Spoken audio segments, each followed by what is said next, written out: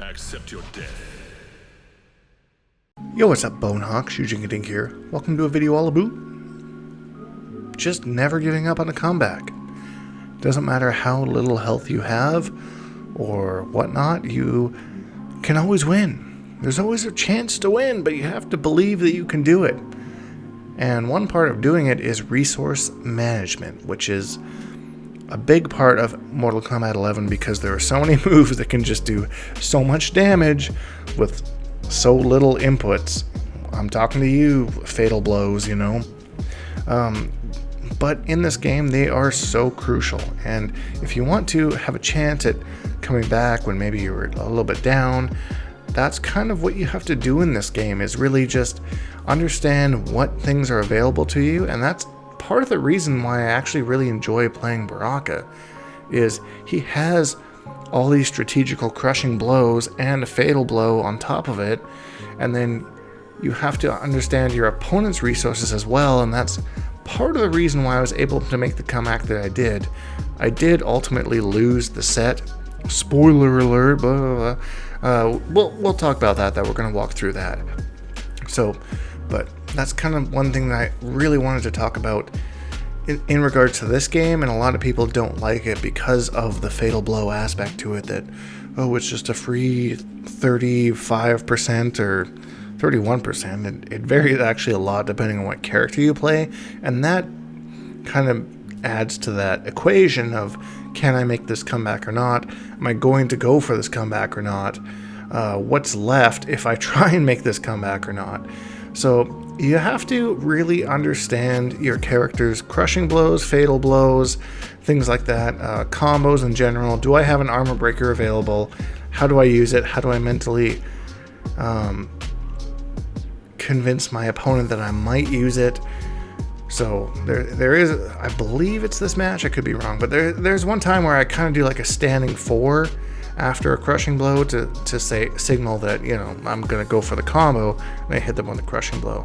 It may or may not be this time, but that's like the idea, right? Is like they want to see you commit to the combo first before you actually use that crushing blow. This first round is a lot of spacing. Apologies me. I had the right read there, but they broke out a little bit earlier than I expected.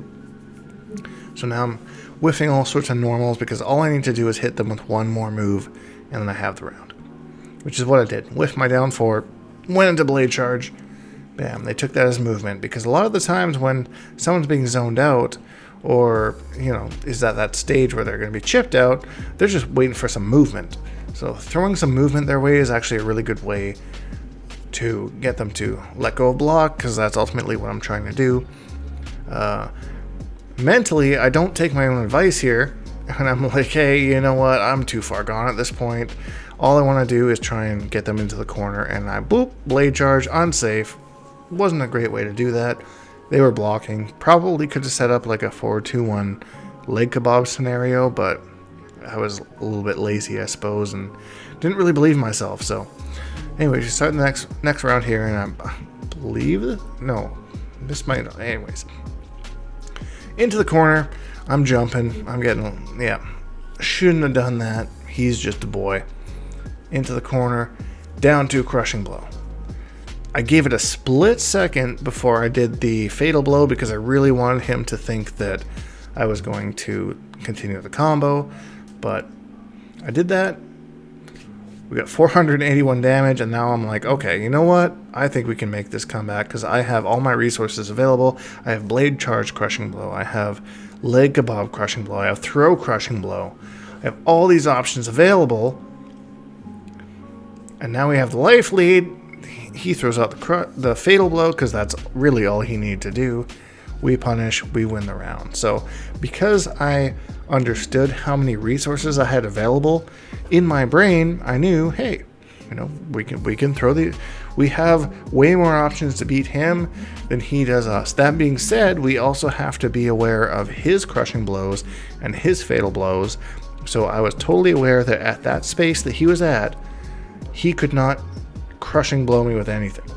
He would have to do a random spin or a fatal blow. He chose to do the fatal blow.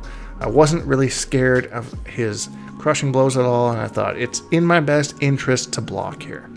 and that's what I did. So in this later game here, I see him as I'm forward 2-1-ing, and that's another thing that's really important, is if you have gaps in your strings, really test your opponent and see if they're trying to take advantage of that.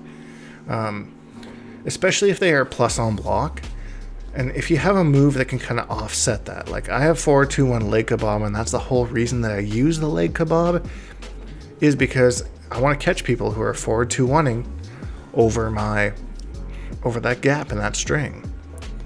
And then once they're kind of scared of the leg kebab, then I start using the forward 2-1-2 to get that plus frames. So, and this person in particular was really, really good with their spacing, and that's ultimately what befalls me, is that I really just can't get around the spacing. So as soon as I do the jump 2 there, kind of commit to the combo, I was actually surprised they didn't try an air escape there, but they must have had plans for their defensive mean or otherwise. Maybe, I don't know. One thing about Cabal is that he has a really tough fuzzy guard in his, I think it's back one it is. He can actually choose to do the low attack or the overhead, and it's one frame that you have to fuzzy, and if you don't practice it a lot, you won't really get it, and that's really kind of messed with me in this matchup, is I'm trying to fuzzy it, but I don't know the timing enough that this person is able to just throw that out over and over and over again on me and mix it up every single time, and sometimes I block it, but sometimes I don't, but I'm not really confident enough to really know it, and that's kind of what messes me up as a Baraka player. Like, it's unsafe for Cabal to do that, but the fact that I don't know how to defend against it doesn't make it unsafe, because he's hitting me when he's trying to do it. So that's kind of something you have to think about when you're using your mix-ups. And here we're playing the neutral game. Bit of an advantage here for Cabal, because you have air projectiles as ground projectiles. Here we're in the corner, and I see him go for the flawless block on the forward 2-1, so I hit him with the forward 2-1 leg kebab, which is kind of what I was talking about. Gets the restand in the corner. Again, I'm not blocking fuzzy, I'm not fuzzying properly, so that was a pure guess by me that he was going to go for an overhead. That was not me reacting at all. He was hitting me with that. Sorry, they were hitting me with that very consistently. The meter burn air projectile into the sweep. I don't think I reacted to that at all, and that was a big part of what. Oh, down 2. As soon as I got hit by the air-to-air, I knew that it wasn't worth breaking away. I was already at enough health that I lost the round anyway. So, and that time I knew that I had hit him with the forward 2-1 leg kebab, so I went with the forward 2-1-2 and actually hit them. And I tried to go for reset here, but I actually comboed. That interactable is actually a really good one in that it's an overhead. So if you have like a string that has a low in it and you're around that overhead, use it. It's going to hit the majority of people, I almost guarantee you. Katana's back too is a great example of that. Throw tech, yeah, I'm good.